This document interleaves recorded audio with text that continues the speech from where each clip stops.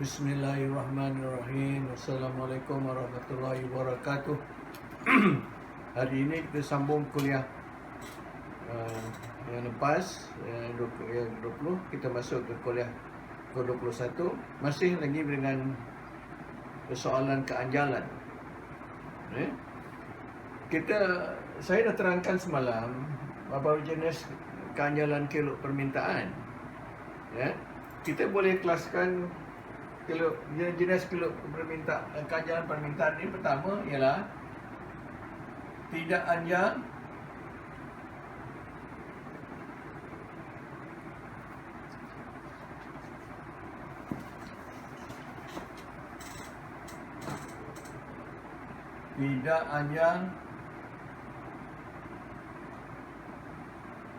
sempurna.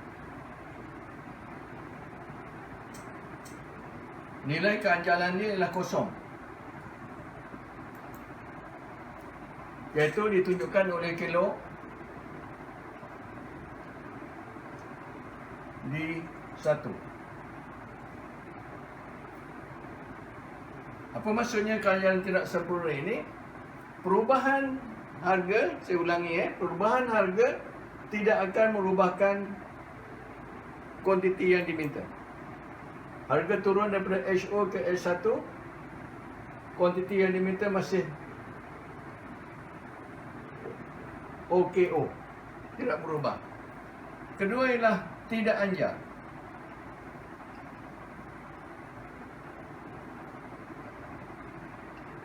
Nilai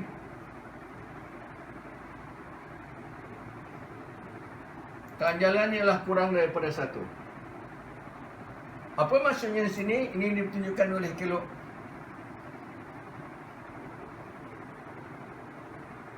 D2. Tidak anjal. Penurunan harga atau perubahan harga akan perubahan kuantiti yang diminta sedikit saja. Kuantiti yang diminta akan berubah tidak sampai peratusnya, tidak sampai ataupun lebih rendah daripada peratus perubahan dalam harga. Ketiga, anjal sama dengan 1. Ini dari segi raja agak susah ditunjukkan. Kerana perubahan harga akan libatkan perubahan kuantiti yang diminta dengan peratus yang sama.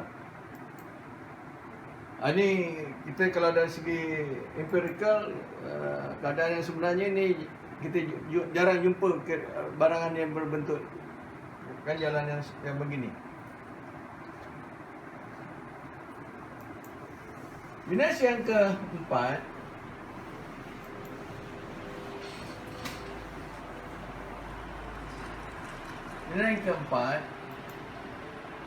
anjal,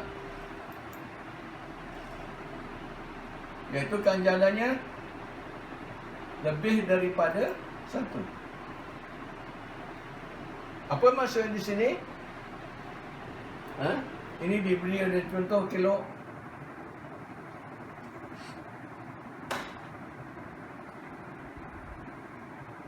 di 3. Perubahan harga akan menyebabkan kuantiti yang diminta berubah dengan begitu banyak. Peratus perubahan kuantiti yang diminta adalah lebih besar daripada peratus perubahan harga. Kalau harga naik, kuantiti yang diminta akan turun dengan begitu banyak. Kalau harga turun, kuantiti yang diminta akan naik lebih banyak daripada peratus penurunan dalam harga. Dan yang kelima,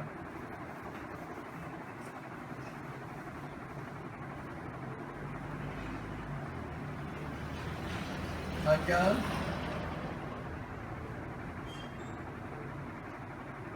sempurna, iaitu keanjalan sama dengan infinity. tanda infinity, iaitu ditunjukkan oleh kelok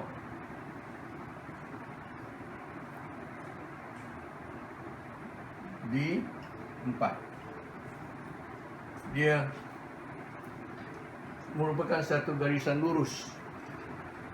Perubahan harga yang sedikit saja akan menyebabkan perubahan kuantiti yang diminta begitu banyak sekali. Infinity.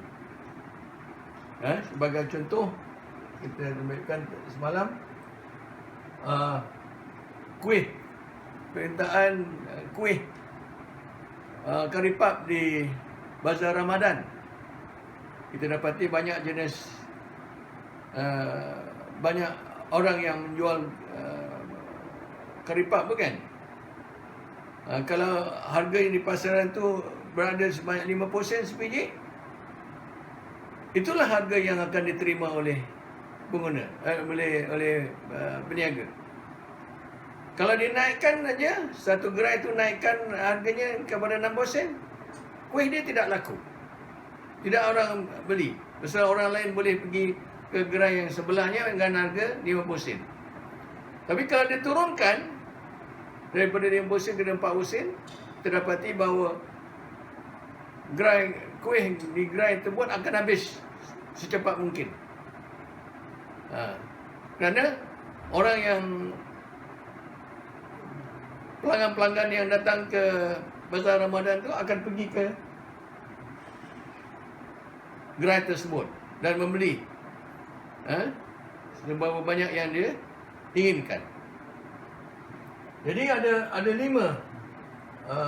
jenis kelok permintaan yang dihadapi oleh pengguna. Jadi daripada kelok-kelok ini, ganjalan ini, kita boleh mengelaskan apakah faktor yang mempengaruhi ganjalan ini. Faktor yang mempengaruhi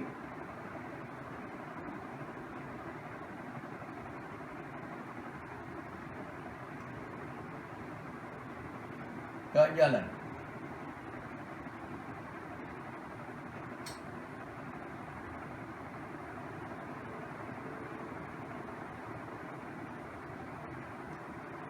Pertama, jenis barangan.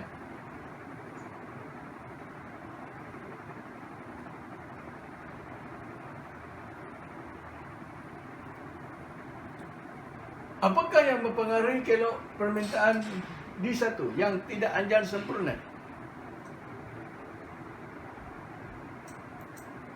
Apa jenis barangan dia? Contoh, permintaan gula dengan garam. Perubahan harga akan mempengaruhi tak kuantiti yang diminta ke atas garam dan gula tadi? Setiap masakan mesti menggunakan garam dan gula, bukan? Tapi jumlahnya tetap sama. Kalau harga garam turun, orang tak beli banyak, naikkan permintaan garam. Pasal dia tak boleh gunakan begitu banyak. Kalau digunakan banyak, nanti masakannya rosak, sangat masin, dah tak sedap. Begitu dengan gula. Harga gula turun, orang tidak menaikkan gula. Kalau dia guna 1 minggu, satu bulan sama dengan 1 kilo, dia tidak naikkan kepada 2 kilo. Kenapa? Gula itu, jumlah yang digunakan adalah tetap. Dia tak boleh bancuh air. Kalau harga murah, gula ditambah sampai 2 sudu. Dia tak menggunakan 1 sudu juga. Jadi permintaannya tidak berubah. Jadi pertama, barang mesti.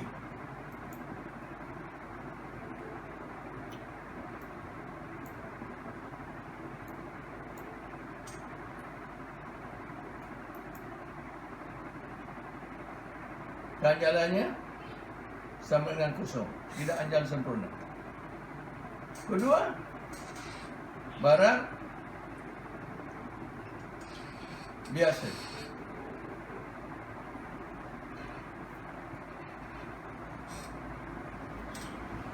Barang biasa ini iaitu barangan yang kalau ada dipakai, kalau tidak ada pun tidak apa. Kalau harganya turun, dia boleh membelikan barangan tersebut dengan jumlah lebih banyak. Misalnya baju sekolah, uniform sekolah.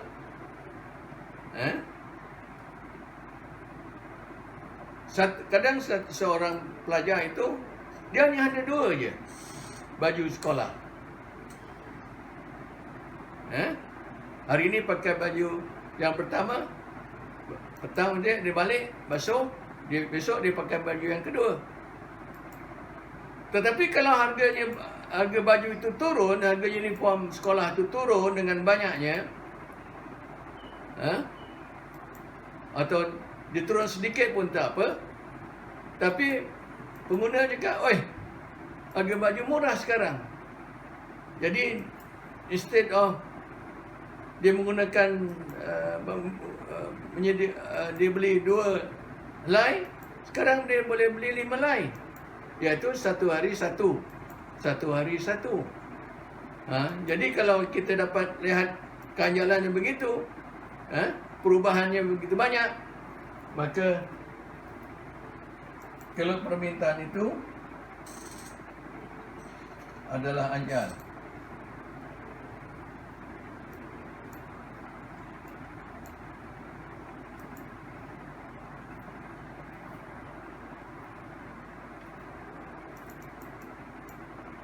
Kalau kita lihat barang makanan secara kumpulan, sayur ni banyak jenis. Tapi kita kumpulkan sayur, sawi, bayam, apa-apa lagi lah yang sayur kampung, daun, pucuk ubi dan macam-macam lagi lah. Satu kumpulan. Perubahan harga tidak akan merubahkan dengan banyak jumlah sayur yang akan dibeli. Kerana orang yang perlu ialah setiap kali makan dia ada satu jenis sayur. Faham? Jadi kumpulan makanan itu disebut sebagai barang tidak anjal.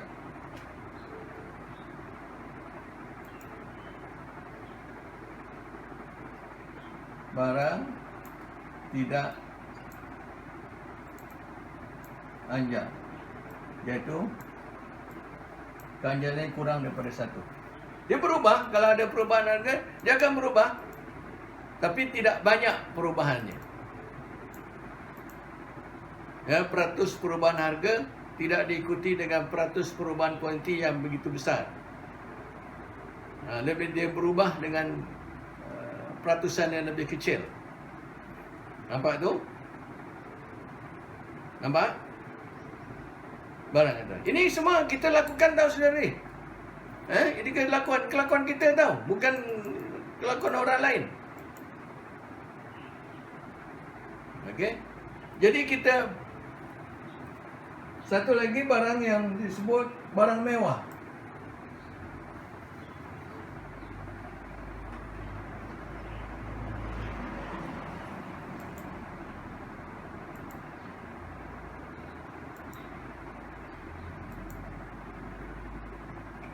Barang mewah ini dia anjal. Ganjalannya lebih daripada 1.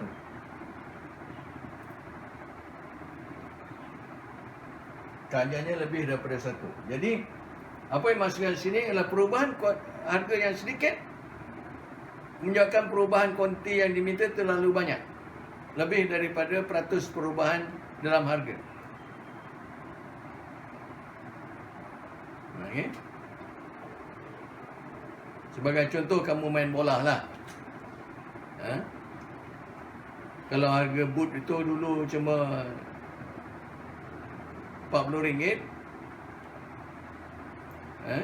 kamu ada 2 ataupun 3, tapi apabila harga naik sedikit saja, naik kepada 50, kamu tak beli, ataupun kamu beli cuma 1 boot saja, bukan 3. Turun, kuantiti turun dengan begitu banyak. Jadi barang-barang tersebut dianggap sebagai barang mewah. Seperti baju biasa yang kita pakai, setengah dia pakai orang yang berada itu, dia pentingkan brand baju itu. Jadi kalau kita dapati bahawa harga baju itu menurun sedikit, dia akan beli dengan kuantiti yang lebih banyak daripada peratus perubahan dalam harga itu. Pasal dia nak tunjukkan kepada kawan-kawan dia yang dia pakai baju brand yang bagus, yang cantik, yang famous. Itu dia berbangga dengan barangan tersebut. Nampak tak? Jadi yang ke-5,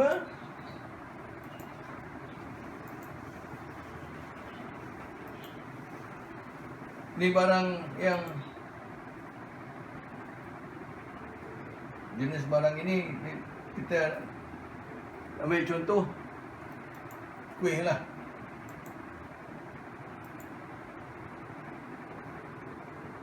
Masa bulan Ramadan, dia menghadapi kilo permintaan yang anjal sempurna. Dia tak, pengguna peniaga tidak boleh merubahkan harga dia. Harga itu telah ada dalam pasaran. Saya ambil contoh tadi, kilo permintaannya adalah anjal sempurna. Jadi kalau kita besok, kalau saudara-saudari nak berniaga, kamu kena tengok apakah barangan yang akan memberi keuntungan yang lebih. Kalau barang kamu menggunakan barang mesti, menjual barang mesti seperti garam dan gula, kamu tidak perlu menurunkan harga. Naik harga pun tak apa. Orang bising-bising, tapi dia akan cakap beli barang tersebut. Dia tidak berubah. Faham? Faham tak? Jadi kalau kamu nak menjual barangan yang mewah,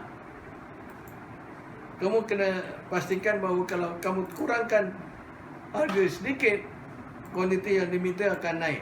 Itu kamu gunakan ramalan itu untuk kamu masuk berniaga, dan kemudian kamu boleh buat selalu sale, jualan murah. Orang tengok tanda jualan murah je, orang dah tertarik dah. Iaitu harganya mestilah lebih rendah daripada harga biasa. Jadi orang akan naikkan pembelanjaan dia ke atas barang tersebut. Okey, ini adalah jenis barangan. Kemudian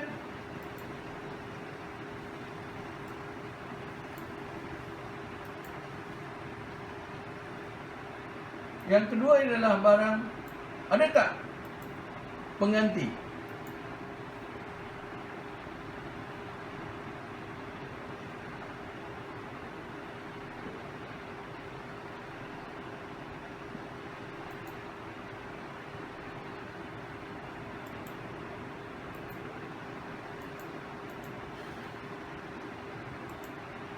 Kepada satu barangan itu. Saya ambil contoh yang tadi. Kalau kita pergi ke pasar,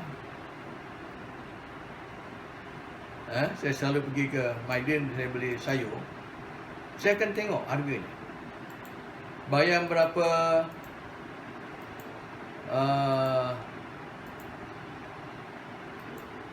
sawi berapa, pucuk paku berapa, pucuk ubi berapa, kobis berapa sekilo. Saya tengok dulu lebih harga ni. Kerana sayur-sayur ini, saya tak perlu, kalau harga bayam naik, saya tak perlu beli harga bayam. Saya mungkin beli sawi. Jadi saya menggantikan bayam tadi dengan sawi. Jadi apa yang dimaksudkan sini, kalau ada wujud barang pengganti bagi satu barang itu, kilo permintaan bagi sawi dan juga bayam adalah anjal. Ada pengganti,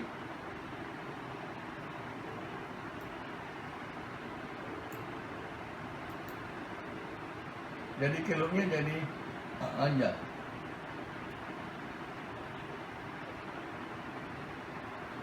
Kilo permintaannya kilo permintaannya menjadi anjal. Kerana apa? Kerana kita boleh menggantikan barang tersebut dengan barang yang lain. Kalau dia tidak ada barang pengganti,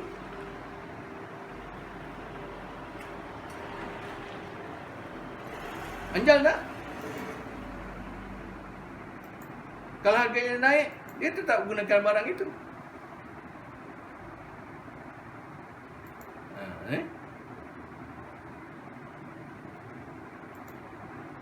Jadi barang itu, kilo permintaan kepada barang yang tidak ada barang penggantinya adalah tidak anjal atau kurang anjal. Dia tak semestinya tidak anjal sempurna, pasal barang itu boleh, kuantiti yang diminta boleh berubah. Walaupun perubahannya tidak banyak. Kalau harga ikan naik sebagai contoh, orang masih beli ikan, tapi jumlah kuantiti yang diminta akan turun, tapi tidak sebanyak kenaikan dalam harga ikan tersebut. Faham? Okey. Jadi wujud tak barang pengganti. Yang ketiga,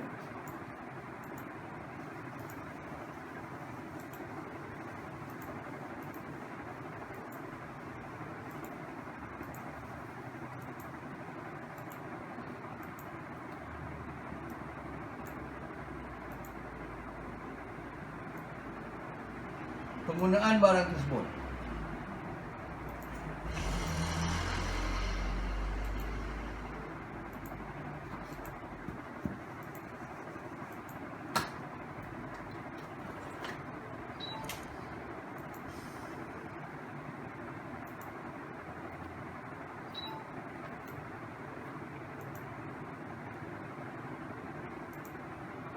Ini kalau barang itu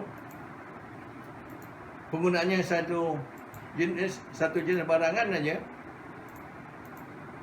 maka barang itu kita boleh sebutkan barang yang anjal.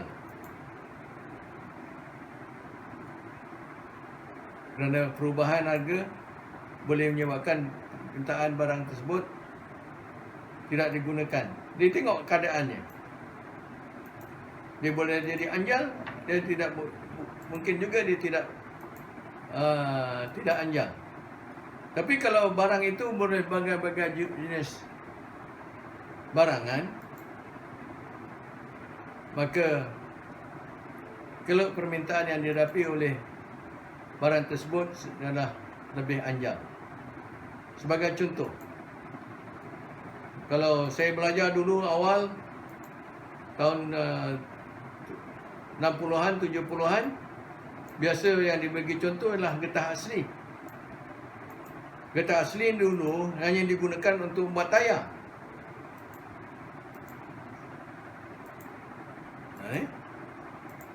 Digunakan untuk buat tayar. Jadi kita permintaan kepada asli masa-masa itu dia adalah tidak anjal.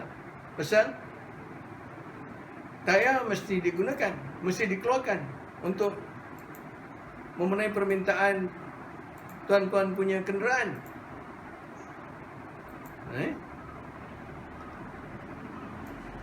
Jadi kalau harganya naik pun dia akan tetap gunakan.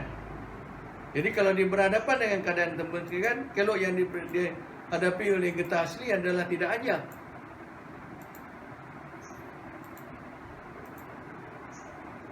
Tapi kalau getah asli ini boleh digantikan penggunaannya dengan barang lain, iaitu barang kompetitor dia adalah getah tiruan, maka permintaan getah asli akan menjadi anjal. Kenaikan yang dia akan gantikan dengan barang lain. Jadi begitu juga sekarang kita dapati getah asli bukan saja digunakan untuk menggunakan tayar, tapi dia digunakan untuk buat glove. Malaysia adalah merupakan negara pengeluar glove tangan yang terbesar di dunia. Dia menguasai 60% pasaran dunia. Hebat itu. Jadi macam top group. Dia mengeluarkan lebih daripada 1 bilion sarung tangan 1 tahun. Jadi banyak getah digunakan dalam pengeluaran. Dia menggunakan getah asli. Dia tak ada gunakan getah tiruan, dia gunakan getah asli. Sebab itu kita dapati pada hari ini saudara-saudari, kalau dulu tahun 70 saya masuk universiti, Universiti Melaya, harga getah tahu berapa sen? 1 kati 30 sen je. Dulu pakai kati 30 sen je 1 kati. Bapak saya tak ada duit.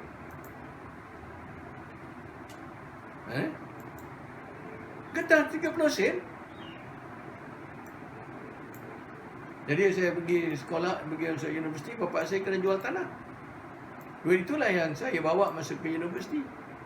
Universiti Melaya tahun 70. Tapi sekarang harga getah berapa? Itu hari pernah naik sampai RM3 sekilo. Sekilo tau, bukan sekati. Kilo ni lebih rendah daripada kati.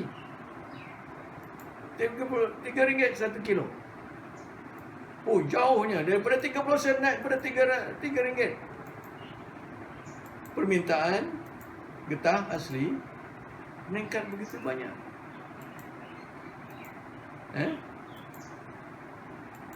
Dan dia tak boleh digantikan dengan barang lain.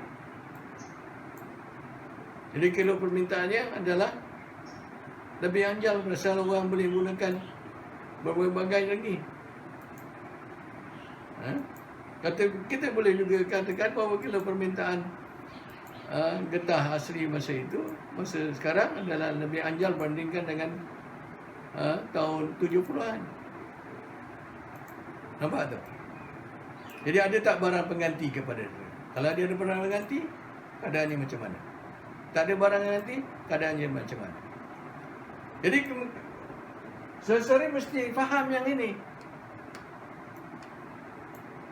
Kilo tidak anjal, apa dia? Kilo anjal, kurang anjal, apa dia? Anjal berapa, apa dia? Tidak anjal sempurna. Kalau kau nak meniaga kuih di masa Ramadan, kamu mesti sanggup menerimakah apakah harga yang ada dalam pasaran tersebut, yang sedia ada. Kamu kira kalau dijual satu potong tu 50 sen, kamu dapat untung ke tidak? Jadi ini akan melibatkan keputusan kita kalau kita nak jadi usahawan. Apakah barang yang kita nak keluarkan? Ada penggunaannya, bukan tidak ada penggunaannya. Okey. Kemudian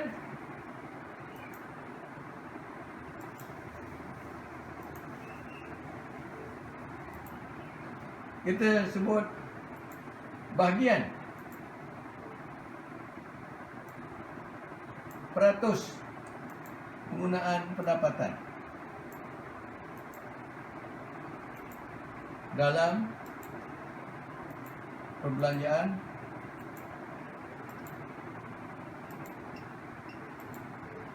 barangan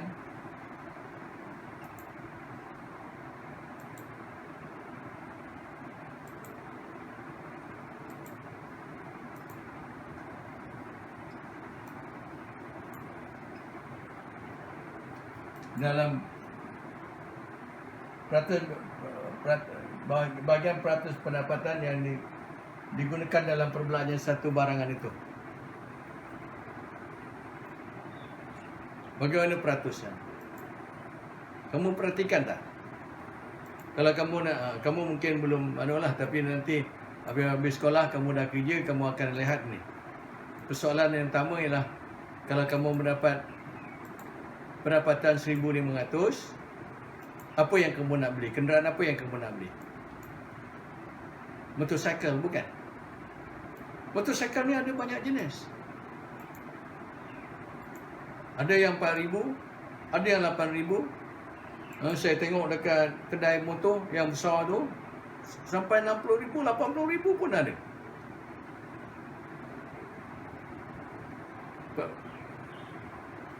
Perbelanjaan kereta ke atas, peratus perbelanjaan kereta ke atas pendapatan.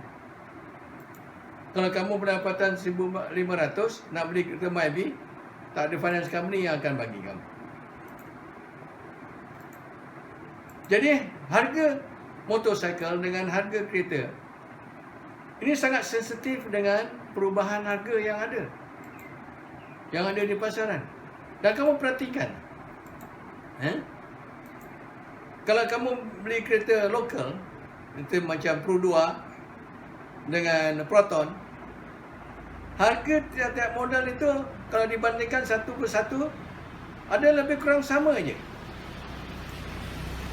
Myvi dengan Proton Saga yang baru, model baru, lebih kurang 41,000 saja. Ada bezanya cuma RM50 saja. Kemudian di-stretchkan, kalau dulu kita beli kereta, tempoh pembayarannya 3 tahun je. Kalau 3 tahun, dan bayaran balik itu tinggi. Kalau pendapatan 2,000, saya ingat agak berat untuk bayar balik installment setiap bulan. Jadi apa yang dibuat sekarang? Finance kami apa dibuat? Syarikat kewangan apa dibuat? Bank apa dibuat? Dilanjutkan bayaran balik itu sampai 9 tahun. Jadi setiap installment yang dibayar itu, setiap bulanan, installment bulanan akan menjadi semakin rendah. Jadi orang lebih mampu untuk membeli.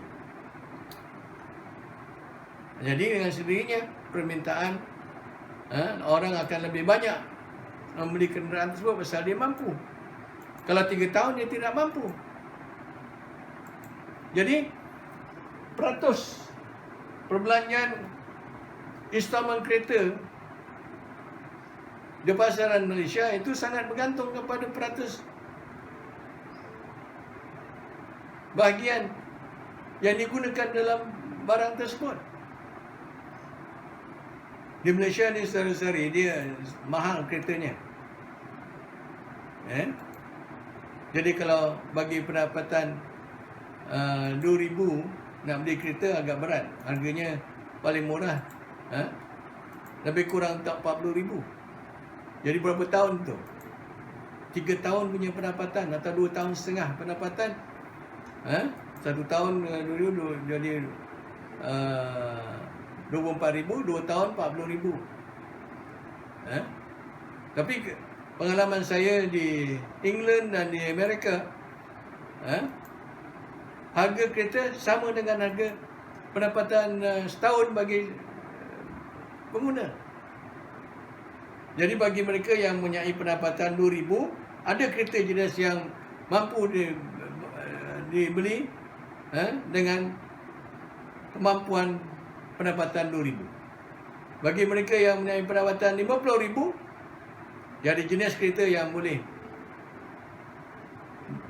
dibeli. Jadi dia punya jumlah harga kereta yang ada di dalam pasaran tu adalah lebih kurang 2 tahun daripada jumlah pendapatan pengguna. Tapi di Malaysia sangat tinggi. 3 tahun, 4 tahun. Besaran 3 tahun atau 4 tahun jumlah harga barang tersebut. Jadi peratus perbelanjaan itu adalah sangat penting. Faham ni? Mudah bukan? Ini yang dialami dalam kehidupan kita. Dan inilah yang diterangkan di dalam kehanyalan permintaan. Faham tak? Kalau faham, kita sambung kuliah yang seterusnya. Terima kasih.